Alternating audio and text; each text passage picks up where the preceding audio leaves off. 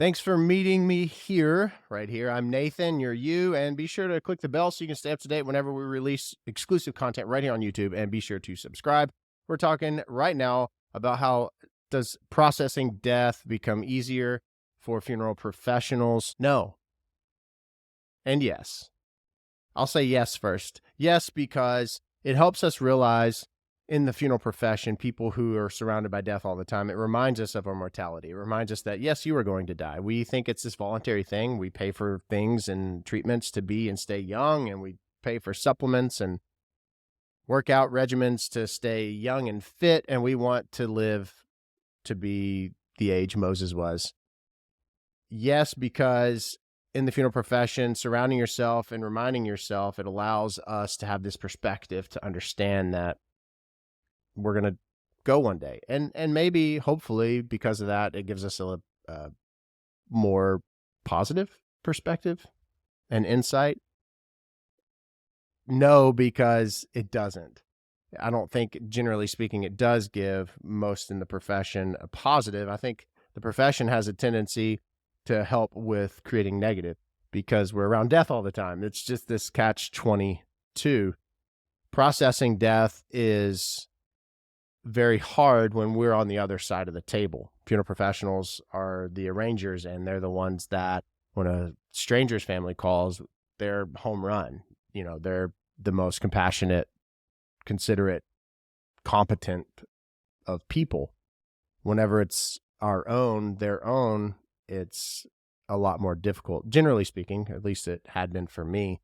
And I think that it's hard to process a personal loss because you're able to, on the professional side, you're able to compartmentalize better than you would on a personal, losing my grandfather and grandmother and my cousin, and having to navigate those waters was very hard because I'm wearing the professional hat, but also grieving in the personal sense. So it wasn't easier for me.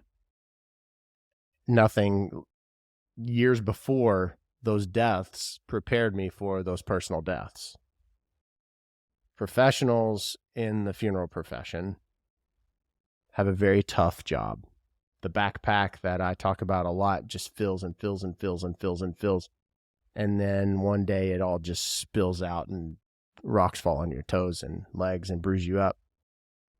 And there's not a large support because people outside of the profession don't understand, well, why do you need to go into work? Or why do you have to do that? You're off this weekend. Why are you taking that call? Why are you following up with that family? They don't understand why, because it lives here and here and here, this gut need to show support, encouragement, love to those families. And processing death in the professional sense, we process it by immersing ourselves.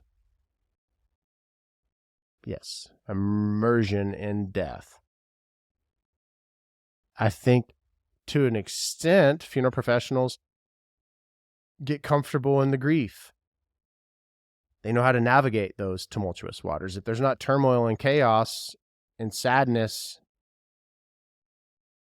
that they're experiencing professionally, then perhaps there's this element of not living. There's a lot of psychology maybe there, and I'm not a therapist, but I do go to therapy, and I would encourage you to do the same.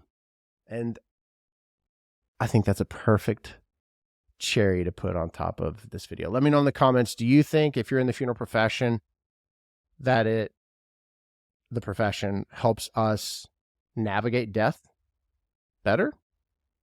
Let me know in the comments. Be sure to subscribe right here on YouTube. Be sure to click the bell, like I said. And my single yet is number 28.